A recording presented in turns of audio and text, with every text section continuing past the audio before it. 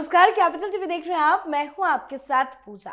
बांग्लादेश इस वक्त सिर्फ राजनीतिक अस्थिरता से नहीं बल्कि अराजकता, कट्टरपंथ और हिंसा के सुनियोजित खेल से गुजर रहा है। इंकलाब मंच के प्रवक्ता और कट्टरपंथी चेहरे उस्मान हादी की हत्या के बाद जिस तरह से ढाका की सड़कों पर आग भड़की, उसने साफ कर दिया कि हालात अब नियंत्रण से बाहर है। और अब एक और हाई प्रोफाइल गोलीबार की खबर सामने आई है। छात्र नेतृत्व वाली नेशनल सिटीजन पार्टी से जुड़े नेता और बीएनपी के खुलना डिविजनल हेड मुतालिब सिकंदर को दिन दहाड़े सिर में गोली मार दी गई। पर सवाल यह है कि आखिर ये सब क्यों हो रहा है। बांग्लादेश में फरवरी 2026 में चुनाव होने हैं, लेकिन जैसे जैसे चुनाव नजदीक आ रहा है, हिंसा बढ़ रही है, राजनीतिक हत्याएं हो रही है, कट्टरपंथी ताकतें खुलकर सड़कों पर उतर रही है और सबसे चिंताजनक, हिंदू अल्पसंख्यकों पर हमले भी तेज हो रहे हैं। तो क्या चल रहा है बांग्लादेश में, आज इसे समझेंगे। और चर्चा के लिए मेरे साथ स्टूडियो में मौजूद हैं कैपिटल टीवी के editor in chief doctor Manish Kumar. Doctor साहब, बहुत बहुत स्वागत है आपका। धन्यवाद। सबसे पहले हादी की हत्या की खबर, उसके बाद एक और गोलीबारी, क्या चल रहा है बांग्लादेश में? देखिए, बांग्लादेश में एक हार्डकोर इस्लामिस्ट, उसके हाथ में सत्ता है जी।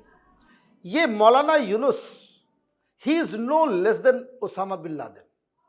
बस फर्क इतना है कि ओसामा बिन लादेन को नोबेल पीस प्राइज नहीं मिला था। इतना ही बड़ा जिहादी है ये। आज वीडियो जरा ध्यान से सुनिएगा, क्योंकि जिस तरह की वहां के पत्रकारों से जो जानकारी मिली है, आप सुनेंगे तो आप दंग रह जाएंगे। ये कितना बड़ा शैतान है। इस यूनुस ने किस तरीके से बांग्लादेश को आग के हवाले कर दिया है, उसका ये एक बहुत बढ़िया एक एग्जाम्पल है। लेकिन पहले एक बात करना जरूरी है। ये गुडी गुडी बात बहुत हो गया। हिंदुस्तान को अब स्ट्रेट टॉक करने की आवश्यकता है। Now it is time. बहुत हो गया। सिर के ऊपर से पानी गुजर गया। बांग्लादेश को अब दो टुकड़े में करने का समय आ गया है। और कारण मैं बता देता हूं। भाई, तुम्हारी पैदाइश ही कब हुई? हिंदुस्तान ने पैदा किया तुमको। अगर इंदिरा गांधी इंटरव्यू नहीं करती तो ये जो पाकिस्तानी जिसके साथ अभी गुटरगुं कर रहा है ये यूनुस, वहां कत्लेआम कर रहा होता। इज्जत आबरू बांग्लादेशी महिलाओं की वो लूट रहा होता। और इसी वजह से जो वहां अत्याचार बढ़ा, भारत ने इंटरवीन किया। ये पाकिस्तान बना कैसे?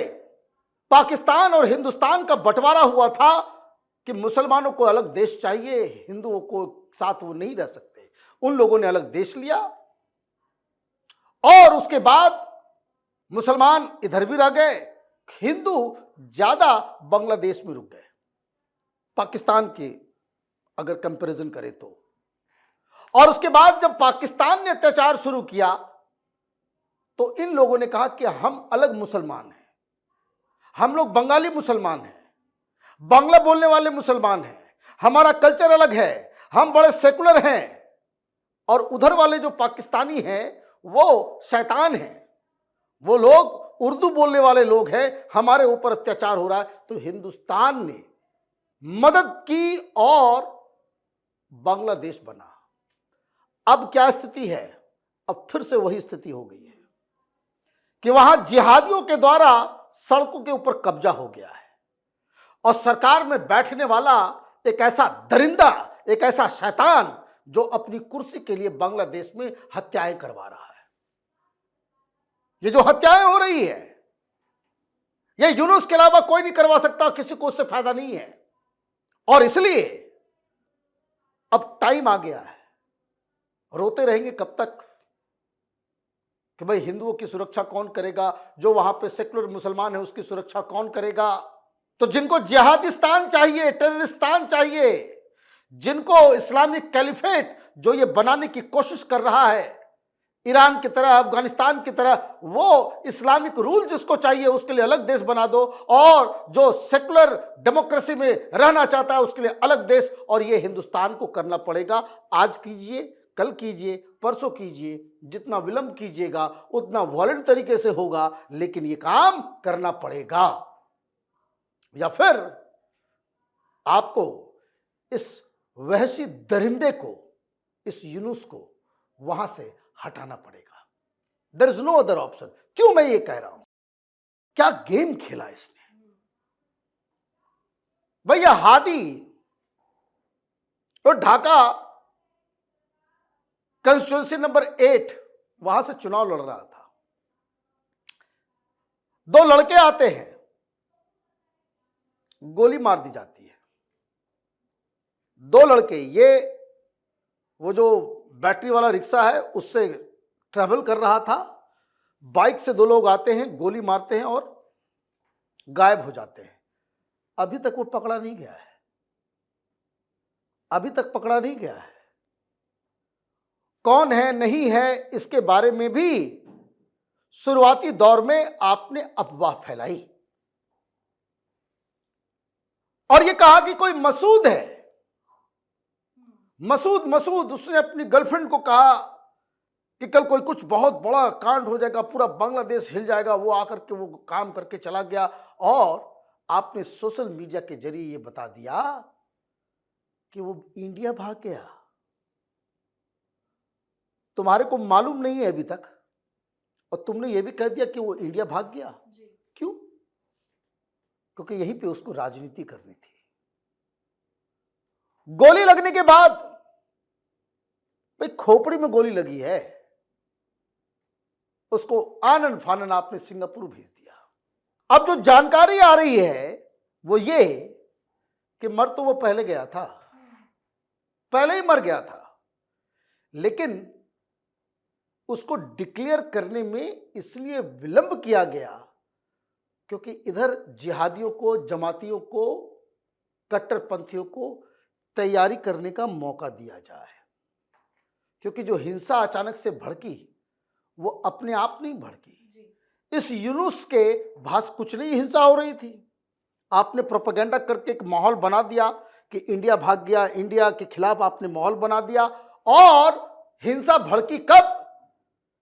जब 18 तारीख को ये व्यक्ति, ये यूनुस वो आता है और बाकायदा ये अनाउंस करता है कि भाई उसकी मौत हो गई है, हिंसा मत करना। भाई हिंसा हो कहां रही थी जो हिंसा मत करना? आपने ग्रीन सिग्नल दिया, उसके बाद से हिंसा भड़क उठी। तो ये किसने किया? और अगर मौत हुई है, आपको ये अंदेशा है कि बाकायदा हिंसा भड़क सकती है, तो आपको आर्मी को हर जगह उतार देना था, अलर्ट कर देना था। और यहां आपके पुलिस वाले जिस तरीके से दंगाइयों के सामने गिड़गिड़ा रहे हैं, दंगाई बोले 20 मिनट का टाइम तो आग लगाना है, तो वो पुलिस वाला भी बोल रहा है कि ठीक है 20 मिनट से ज्यादा नहीं, 20 मिनट बस देंगे। तो इसका मतलब है कि ऊपर से लेकर नीचे तक, इसको इस्लाम में कहते हैं अलतकिया, झूठ बोलना। ये फ्रॉड आदमी है। अब जरा समझिए कौन मारने वाला है। अब उसके ऊपर बता दिया कि भाई वो जो है अवामी लीग के छात्र का स्टूडेंट है, ये है वो है। लेकिन जो जानकारी निकल के आ रही है वो ये निकल के आ रही है कि फैजल करीम मसूद वो शिविर का कार्यकर्ता है। शिविर क्या है? ये जमात का स्टूडेंट विंग है। अब ये खेल समझिए, प्रोटेस्ट करने वाले जमाती, आग लगाने वाले जमाती, मारने वाला भी जमाती, मरने वाला भी जमाती। और ये अपने आप को जो चीफ एडवाइजर बना करके बैठा हुआ है, ये भी वो कहते हैं ना, इसके कपड़े को उतारोगे तो अंदर से जमाती ही निकलेगा। तो आप ये समझिए कि किस तरह का खेल इसने खेल दिया। ही टुक टाइम कि प्रिपेयर कर सके। और इसलिए जैसे ही इसने घोषणा की, तस्वीरों को जरा गौर से देखिए, जो दंगाई आए वो बुलडोजर के साथ आ रहे हैं, जेसीबी के साथ आ रहे हैं, हथियार के साथ आ रहे हैं और पूरा प्लान के साथ आ रहे हैं। कहां आग लगाना है, कहां जाना है, कहां पे इसका मतलब क्या है? इसका मतलब है कि आपने पहले से ही तैयारी कर ली थी और ये पूरा का पूरा प्लान था कि भाई इसको ऐसे हत्या करवाएंगे। और क्यों हत्या करवाएंगे? कुछ जर्नलिस्ट जो बता रहे हैं, जो वहां पे जो बात छप के आ रही है, sources claim the motive was to silence him because Hadi reportedly knew full details of money laundering involving student leaders in Bangladesh. भाई ये जो जमात वाले और ये सारे लोग, इतना बड़ा हंगामा हो रहा था, पैसे तो आएंगे ना, बिना पैसे के तो होगा नहीं।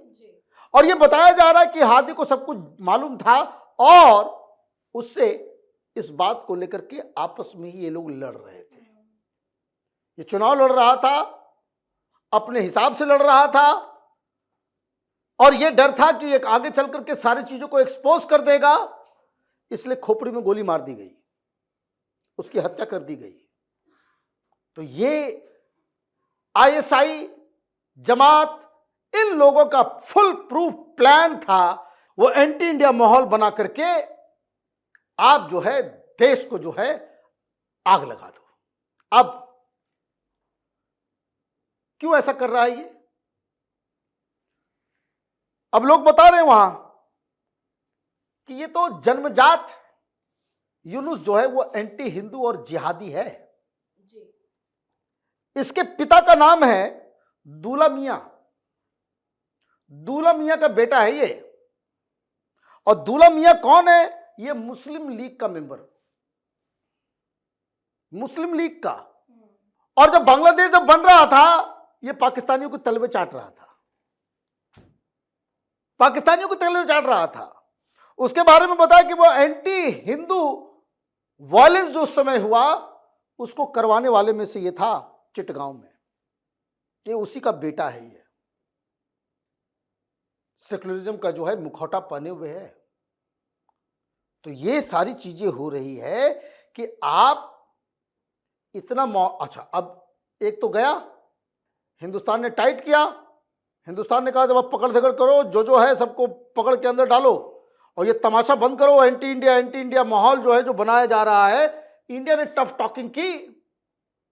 बस देखिए, आज उसने ट्वीट किया है कि हमने इन लोगों को पकड़ा है, इन लोगों को। बताइए, चीफ एडवाइजर इतना डर गया है कि उसको मालूम है कि वो निशाने पे आ गया है